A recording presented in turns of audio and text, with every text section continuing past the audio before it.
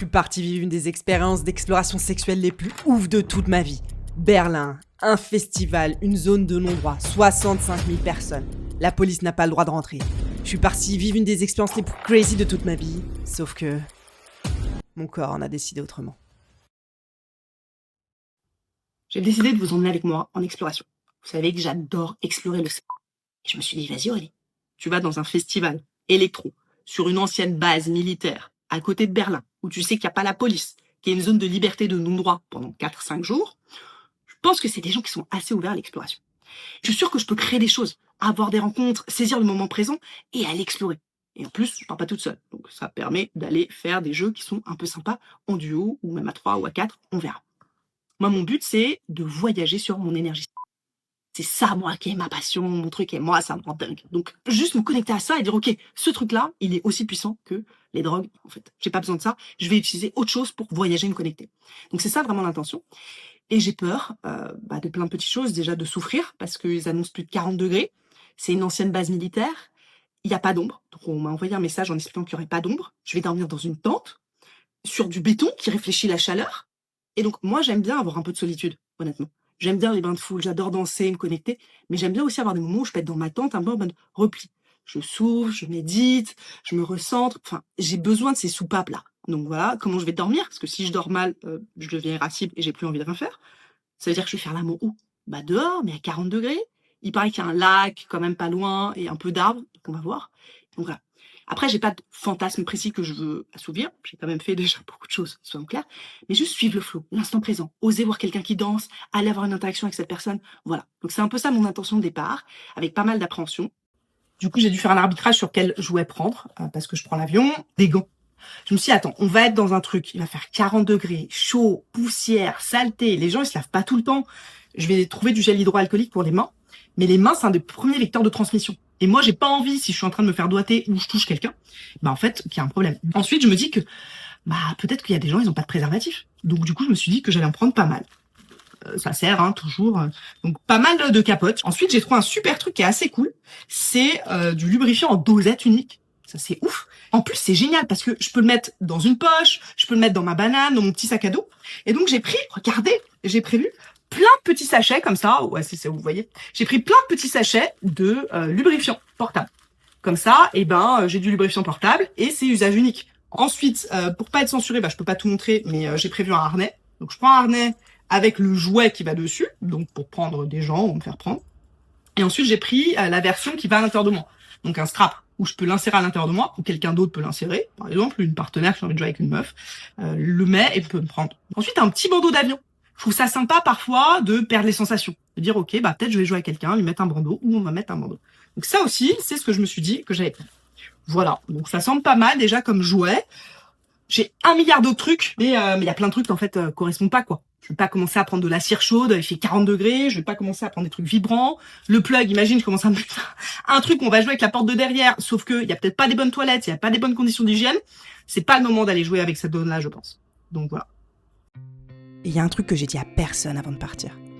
C'est que j'ai peur. J'ai peur pour mon couple.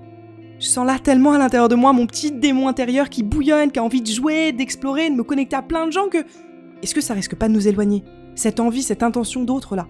Est-ce que le désir énorme d'ailleurs que je ressens, ça risque pas de grignoter le désir à l'intérieur de mon couple? Et la connexion qu'on a? J'ai ça là, j'ai cette boule au ventre quand je monte, quand je vais prendre l'avion, et je sais pas le dire, et je sais même pas lui dire à elle que j'ai peur. Je l'aime, j'ai pas envie de la perdre, mais j'ai pas envie de devoir choisir entre mes explorations, ma liberté, et l'amour que je ressens dans mon couple. Il est 7h30 du matin. Je pars dans 1 heure. Il y a une navette qu'il faut prendre pour aller jusqu'au lieu du festival. Donc, c'est une base militaire, une ancienne base militaire abandonnée. Sauf que j'ai un peu des courbatures partout. Je me sens pas super bien. Je prends un petit médicament pour essayer de m'aider. Mais du coup, la base de départ, elle est un peu dure et ça me rajoute de l'appréhension parce que je me dis, waouh, j'ai pas un petit virus. Je pense beaucoup de changements de température. J'ai des courbatures, j'ai un peu mal partout. J'ai mal dormi, j'ai mal aux jambes. J'ai mal à la gorge, j'ai des ganglions gonflés. Est-ce que je vais vraiment réussir à profiter du festival et vivre l'expérience dont j'ai envie, quoi. C'est un bon exercice, je trouve, de lâcher prise, parce que j'étais très vivre des expériences de sexe de dingue. Et au final, mon corps qui dit, en même temps, les derniers jours, j'ai bossé jusqu'à 23h30 tous les jours. Donc, je pense que là, c'est aussi le contre-coup de énormément de boulot qui retombe. C'est bien d'avoir du boulot, hein. C'est génial de créer tous ces contenus, mais bon, donc, on va voir ce que ça donne. Et puis j'arrive quand même, après plus de 2 heures de bus. Et c'est juste immense. Une forêt. Je vois l'ancienne base militaire là qui se dessine, avec toutes ces caravanes, toutes ces tentes. Une forêt, de la poussière, des milliers de gens et vraiment de la musique qui vient de partout. Très vite, la nuit elle tombe. Et c'est magique. Tout s'allume, tout commence à vibrer. Vraiment magnifique. L'endroit où normalement tu sens que tout va vraiment devenir possible.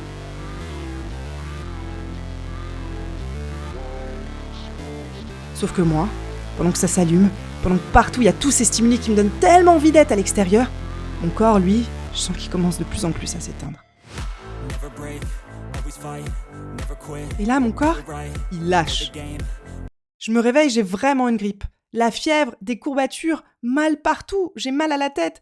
Et je me retrouve allongée sur le sol, dans la poussière, avec les gens qui marchent, qui dansent autour de moi. Et moi, je m'endors par terre, avec toute la musique. Et je regarde le ciel, je sens plus rien. Il n'y a plus rien. J'ai plus de désir, il n'y a plus rien. Mon corps, il est vraiment en mode survie. Et dans ce mode-là, je sens que, en fait, je peux rien faire. Là, je vais mettre ma casquette de sexothérapeute.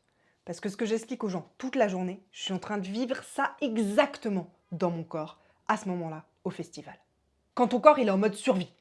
Fièvre, 43 degrés de chaleur, beaucoup de stimuli nouveaux. Le système nerveux, dans ce cas, il n'a qu'une seule obsession, la sécurité.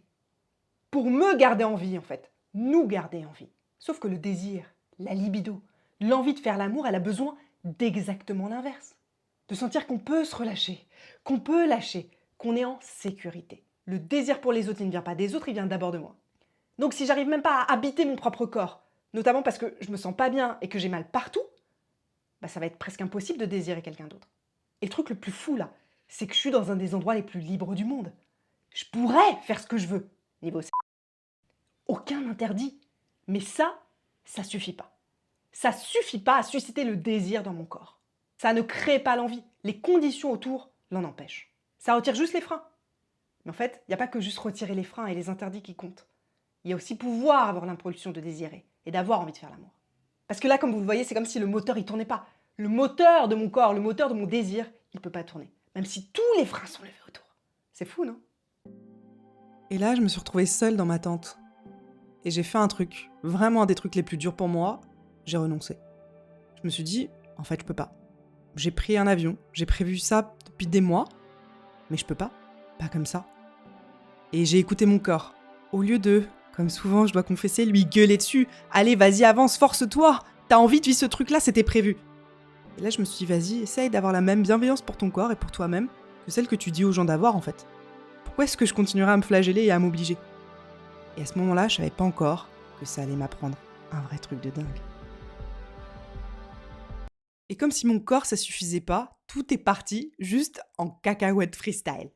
43 degrés, la température, elle a encore augmenté, tout le monde était dégoulinant de sueur. Il n'y avait aucun endroit, juste physiquement, pour faire l'amour. Il y a de la sueur, de la poussière, des bêtes qui nous montent dessus, on est dans la forêt. Il y a juste même pas, en fait, un seul endroit pour faire ça.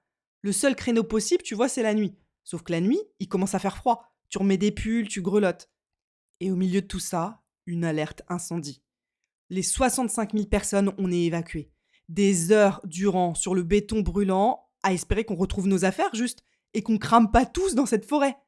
Et là, à ce stade, je me suis dit, ok, vas-y, l'univers, le message, il est clair. C'est pas le week-end d'exploration du cul que t'avais prévu. Mais alors, pas du tout. Et c'est là que c'est arrivé. Pas l'aventure que j'étais venue chercher, autre chose.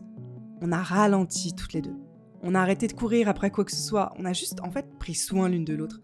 Des câlins, du soin, du care. Tu sais, des réveils le matin en sueur, collés avec la poussière, mais juste trop bien, quoi. Et tous ces jouets dans ma valise qui criaient « Vas-y, l'aventure, Aurélie !» À la place, j'ai retrouvé une connexion qu'on n'avait pas eue à ce point depuis longtemps. Et tu te souviens de ma peur, celle que j'avais dit à personne, que partir explorer, ça allait nous éloigner. Bah la vie, elle m'a répondu exactement l'inverse. C'est juste en acceptant toutes les facettes de moi, en acceptant d'écouter mon corps, qu'on s'est retrouvés. Et ce qui me touche encore plus, c'est son renoncement à elle. Elle aussi, elle est tout foufou. Elle aussi, elle avait envie de vivre des aventures incroyables et d'explorer. Mais pour moi, par amour, pour rester avec moi, eh ben elle a renoncé. Et maintenant, j'ai envie de quitter le ressenti pur du corps, des émotions pour comprendre comprendre ce qui s'est passé en fait. J'ai réussi à avoir beaucoup d'écoute, beaucoup de bienveillance avec moi-même. Et ça, c'est un truc que je dois confesser ici, j'ai parfois du mal à avoir. Autant être dans le care, dans le soin, dans la bienveillance avec les autres gens. Et c'est ce que j'essaie de faire aussi avec la chaîne. C'est assez simple pour moi, mais parfois j'ai du mal, on va être clair, à me l'appliquer à moi-même. Les gens que j'aime, ouais. Les gens que je connais pas, ouais. Moi-même, parfois un peu plus dur. De dire, ok, est-ce que je peux être ma meilleure amie ? Ne pas me forcer. Ce premier truc, je pense que ce festival m'a appris, c'est ça, à me dire, juste écoute-toi Aurélie, sois dans la bienveillance avec toi-même et te force pas. Parce que moi, c'est un truc que j'aurais aimé savoir quand j'étais en relation long terme pendant 15 ans, là. Les trucs, ils se passaient pas comme on l'avait prévu. Et plein de fois, moi, j'étais juste frustrée. J'étais super concentrée, et très souvent, on va être clair, je le gueulais dessus, sur ce qui n'avait pas marché, sur ce que j'avais pas réussi à obtenir. J'étais super concentrée quelque part sur le négatif, parce qu'il y avait un décalage entre ce que j'avais envisagé de vivre, surtout en couple, et la réalité. Et là, je trouve que avoir compris que ne pas lutter contre la réalité et ce qui est, j'y peux rien, je suis malade, j'y peux rien, il y a de la canicule, mais juste chercher la connexion que je peux avoir avec les personnes que j'ai. Ça, c'est révolutionnaire. Et j'aurais aimé le savoir en couple avant. Donc c'est ça que j'ai envie de vous partager. Comment, dans vos relations, dans votre couple, vous pouvez faire ça. Vous pouvez vous dire, ok, tout se passe pas forcément comme prévu, mais comment, finalement, ça peut être un beau cadeau. Notamment en ayant des touchés non. Nous, on a passé beaucoup de temps à se câliner, à se prendre dans les bras. Et j'ai vu à quel point, quand on est revenu, ça a décuplé notre libido. On a fait l'amour 3 fois dans la journée, c'était dingue. Et il y a un vrai apprentissage. J'ai appris énormément sur moi-même, sur la connexion, sur le couple. Et c'est ça que j'avais envie de vous partager. Surtout si vous êtes la personne du couple qui veut plus explorer. Peut-être que vous êtes en couple classique, monogame, et que vous rêvez de plus d'exploration. Et comment on peut transformer ça en opportunité ? Pour pas avoir de la frustration sur l'extérieur, l'herbe là qui est toujours plus verte ailleurs. Je transforme mon regard. Et je transforme mon corps. Et je trouve les opportunités qui sont déjà là, peut-être, à l'intérieur de moi. Et à l'intérieur de l'autre personne avec qui je suis. Il faut que je te fasse un aveu, j'ai vraiment failli pas te montrer tout ça. Au début, dans ma tête, c'était un échec. Je me disais, vas-y, c'est raté Aurélie. J'étais partie pour une exploration de dingue, des aventures et je vais rentrer sans l'avoir vécu. Et puis j'ai compris, c'était pas un échec. C'était juste pas le cadeau que j'avais commandé. Et j'ai aucune frustration à ranger tous ces jouets non utilisés. Et c'est la question que j'ai envie de te poser. C'est quand la dernière fois que t'as rangé une expérience comme ratée parce que c'était pas ce que t'avais planifié. Et que peut-être, en fait, ça l'était pas tant que ça. Audio Jungle.